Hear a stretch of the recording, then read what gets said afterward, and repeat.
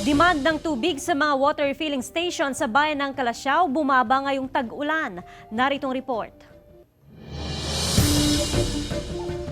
Higit 100 container ng tubig ang nauubos kada araw sa water refilling station na ito sa Calasiao, Pangasinan noong panahon ng tag-init. Pero bumaba raw ang demand ngayong panahon ng tag-ulan.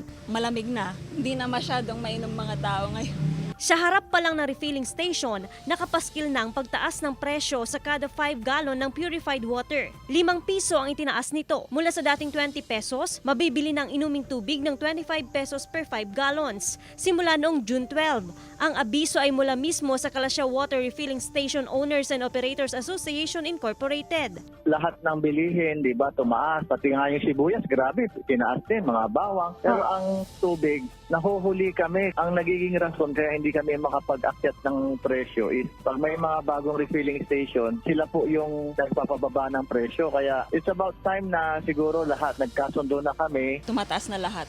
Mataas na po yung kuryente. Kaya desisyon ng asosasyon na itaas na rin po ang tubig ngayon. 5 piso lang naman. Ayon pa sa mga retailer, paiba-iba rin ang ibinibigay na presyo ng kanilang kasamahan, kaya mas maganda rin umanong magkaroon ng standard price sa mga purified water. May reklamo po na may nabibigay ng mababa. Kaya yung mga iba, pumupunta po doon. Tatas lang kasi ang dami na pong tubigan ngayon. Kailangan natin ng tubig eh. Tsaka meron niya mura, pangit naman yung tubig, wala rin tayong magawa. Ito rin umano ang dahilan kung bakit nagpatupad ng standard price ang asosasyon. Kasama si Jing Dakanay, Joan Punsoy, One North Central Luzon.